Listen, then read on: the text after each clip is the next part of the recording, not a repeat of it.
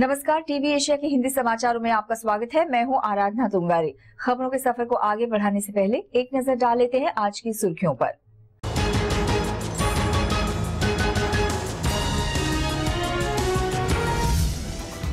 मोदी ने झारखंड में दिया विकास का नारा, कहा राज्यों की तरक्की के बिना देश नहीं कर सकता प्रगति। पीएम की मौजूदगी में मुख्यमंत्रियों की फजीहत, महाराष्ट्र के सीएम ने सरकारी कार्यक्रम में नहीं की शिरकत, नेताओं ने दी मिलीजुली प्रतिक्रिया। इजरायल फिलिस्तीन जंग पर सुषमा स्वराज ने स्पष्ट किया रुख, अरब देशों में शांति का किया समर्थन। और टूरिज्म की स्थिति पर अरुण जेटली की नाराजगी, सीज फायर उल्लंघन पर पाक को दी चेतावनी, सेना को बताया मुस्तैद।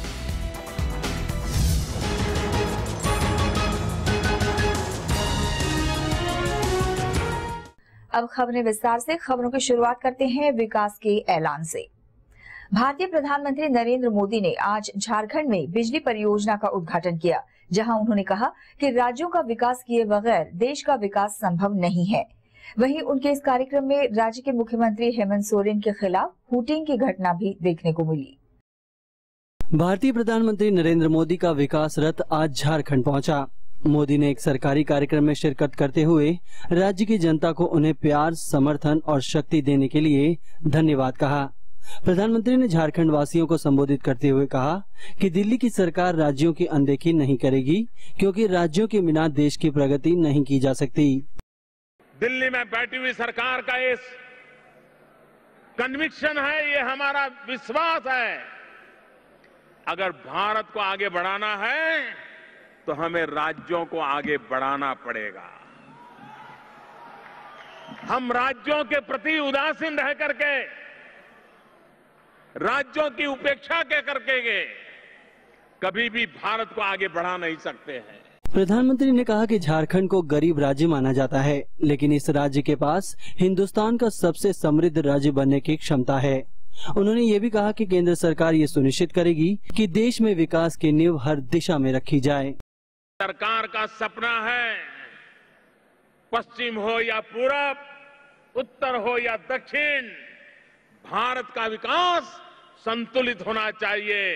पूरब को भी उसका फायदा मिलना चाहिए और पूरब में विकास की संभावनाएं बढ़नी चाहिए। प्रधानमंत्री ने कार्यक्रम में रांची पावर ग्रिड का उद्घाटन किया और कहा कि हिंदुस्तान का अंधेरा झारखंड से छटेगा। कार्यक्रम के दौरान लोगों ने मोदी मोदी के नारे लगाए और प्रदेश के मुख्यमंत्री हेमंत सोरेन के खिलाफ जमकर हुटिंग की गई, जिसे लेकर पीएम मोदी ने लोगों से शांत रहने की अपील की। वहीं हरियाणा और झारखंड के मुख्यमंत्रियों की फजीहत होने के बाद महाराष्ट्र के सीएम पृथ्वीराज चव्हाण आज प्रधानमंत्री नरेंद्र मोदी के कार्यक्रम का हिस्सा नहीं बने। नागपुर में मेट्रो ट्रेन परियोजना की शुरुआत करने पहुंचे मोदी से दूर रहने के चव्हाण के कदम पर नेताओं ने मिलीजुली प्रतिक्रियाएं दी। महाराष्ट्र के मुख्यमंत्री पृथ्वीराज चव्हाण द्वारा प्रधानमंत्री नरेंद्र मोदी के साथ मंच साझा न करने के फैसले पर राजनीतिक दलों ने प्रतिक्रियाएं दी है। दरअसल इन दिनों कई राज्यों में प्रधानमंत्री के कार्यक्रम और भाषण के दौरान हुटिंग की घटना देखने को मिल रही है। हरियाणा के मुख्यमंत्री भूपेंद्र सिंह हुड्डा इस घटना के पहले शिकार बने, तो आज झारखंड के मुख्यमंत्री हेमंत सोरेन के साथ भी कुछ ऐसा ही हुआ, जिसे देखते हुए महाराष्ट्र के मुख्यमंत्री मोदी के साथ मंच साझा करने से बचना चाहते है। वहीं कांग्रेस ने भी पृथ्वीराज चौहान के इस कदम पर उनका साथ दिया। Well, the unfortunate occurrences which have taken place where responsible public functionaries have been booed or have been ridiculed almost in a systematic manner, then obviously any self-respecting person would not then like to share the dais and allow people or a political party in an orchestrated manner to use that platform in order to score political brownie points. उधर राष्ट्रीय जनता दल ने आरोप लगाया कि PM Modi जानबूझकर सरकारी कार्यक्रमों को राजनीतिक रंग दे रहे हैं।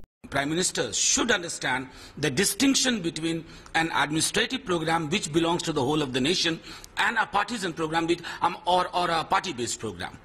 दूसरी तरफ भाजपा ने पृथ्वीराज चौहान के राज्य में आयोजित होने वाले सरकारी कार्यक्रमों का हिस्सा न बनने की निंदा की। नरेंद्र भाई पूरी तरह टीम इंडिया में यकीन रखते हैं और उन्होंने पहले ही कहा कि मुख्यमंत्री और प्रधानमंत्री मिलकर काम करें और इसलिए हर कार्यक्रम में माननीय मुख्यमंत्रियों को बुलाया जाता है, पूरा सम्मान दिया जाता है। अगर कॉम्प्लेक्स की वजह से प्रधानमंत्री की लोकप्रियता तो है ही, और उनकी लोकप्रियता से अगर कॉम्प्लेक्स है और उसके बाद ऐसा बहाना ढूंढकर आप संवैधानिक मर्यादाओं को तोड़ना चाहते हैं तो अलग बात है। राजनीतिक बयानबाजियों के बीच पीएम मोदी ने नागपुर शहर में आज एक मेट्रो परियोजना के निर्माण के लिए भूमि पूजन किया। अब बात गाजा पट्टी पर भारत के रुख की। काफी समय से जारी इजरायल हमास संघर्ष पर आखिरकार भारत ने अपना रुख साफ किया है। विदेश मंत्री सुषमा स्वराज ने कहा कि भारत फिलिस्तीनियों के साथ है। साथ ही स्वराज ने दुनिया भर में फैले आतंकवाद पर गहरी चिंता जताते हुए कहा कि सरकार अरब देशों में शांति बहाल करने की कोशिश करेगी। भारत की विदेश मंत्री सुषमा स्वराज ने आज गाजा पट्टी के हालातों पर प्रतिक्रिया देते हुए कहा कि देश फिलिस्तीन का समर्थन करता है और इस नीति में किसी तरह का बदलाव नहीं आया है। विदेश मंत्री ने कहा कि भारत गाजा में हिंसा और मरने वालों के आंकड़े में इजाफे को लेकर बेहद चिंतित है और दोनों देशों से संयम बरतने की अपील करता है। There is no change in India's policy of extending strong support to the Palestinian cause while maintaining good relations with Israel. India is deeply concerned at the loss of large number of civilian lives in Gaza. We have called on both sides to exercise maximum restraint and work towards a comprehensive resolution of the Palestinian issue. राजधानी दिल्ली में अरब media के कार्यक्रम में बोलते हुए सुषमा स्वराज ने कहा कि अरब देशों में बढ़ते आतंकवाद और कट्टरपंथ से भारत समेत दुनिया भर की चिंताएं बढ़ गई हैं। Without any external interference or diktats from outside, being a long-standing partner of the Arab world, we in India are also deeply concerned with the rise of fanaticism, extremism and terrorism in parts of the region. We are concerned for the stability of these countries where terrorism and fanaticism are tearing apart the fabric of societies, and also concerned over the spillover effects on regional stability. भारतीय विदेश मंत्री ने आगे कहा कि उनकी सरकार अरब देशों में शांति बहाली की कोशिश करेगी और कठिन दौर से गुजर रहे देशों को अधिक मदद मुहैया कराएगी। सुषमा स्वराज ने इजराइल और फिलिस्तीन की जंग में मरने वालों और बेघर होने वालों के आंकड़े को परेशान करने वाला बताया और दोनों पक्षों से वार्ता के जरिए स्थिति बेहतर बनाने की बात कही। उधर भारतीय रक्षा एवं वित्त मंत्री ने आज देश में बढ़ते अपराधों के चलते टूरिज्म सेक्टर को हो रहे नुकसान पर चिंता जताई। वहीं भारतीय सीमाओं पर सीज फायर के लगातार उल्लंघन को लेकर उन्होंने देश के सुरक्षा बलों को पूरी तरह से मुस्तैद बताया। देश को आर्थिक और रक्षा के मोर्चे पर मजबूत बनाने की कोशिश में जुटे वित्त एवं रक्षा मंत्री अरुण जेटली ने आज देश के टूरिज्म सेक्टर में गिरावट पर चिंता जताई। उन्होंने कहा कि खराब कानून व्यवस्था और बलात्कार के बढ़ते मामलों से देश की छवि खराब हुई है, जिसके चलते सबसे ज्यादा टूरिज्म सेक्टर प्रभावित हुआ है। As a part of the red carpet laying for the tourist, our law and order, one small incident of rape in Delhi, advertised world over, is enough to cost us billions of dollars in terms of lower tourism.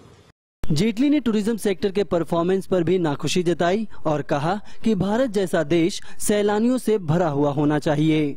One of the underachieved sectors in India. A country of India's size, which ordinarily should have everything going for it in terms of tourism, should have been crowded with the tourism arrivals in India. आर्थिक मोर्चे के बाद अरुण जेटली ने सुरक्षा को अहमियत दी और कहा कि सीमा पार से हो रहे सीज फायर का मुंहतोड़ जवाब देने के लिए भारतीय सेना पूरी तरह से तैयार है। देखिए, जब भी सीमा पार से सीज फायर का उल्लंघन होता है, हमारे सैनिक वहां पर उसका उपयुक्त रूप से जो कार्रवाई करनी होती है करते हैं। हाल के दिनों में नियंत्रण रेखा पर संघर्ष विराम का लगातार उल्लंघन किया जा रहा है, जिसे लेकर भारत पाकिस्तान के बीच आरोप प्रत्यारोप का दौर शुरू हो गया है। वक्त हो गया है एक ब्रेक का, लेकिन आप कहीं जाइएगा नहीं, क्योंकि ब्रेक के बाद हम आपको दिखाएंगे विवादित बयान देकर घिरे राहुल गांधी, मणिशंकर अय्यर। बीजेपी कार्यकर्ताओं ने किया विरोध प्रदर्शन, कहा लोकसभा में हार से बिगड़ा दिमागी संतुलन। और भारतीय वित्त सचिव ने लगाया 5.8% विकास दर का अनुमान। टैक्स कलेक्शन में बढ़ोतरी के साथ साथ राजकोषीय घाटे में कमी आने की जताई उम्मीद।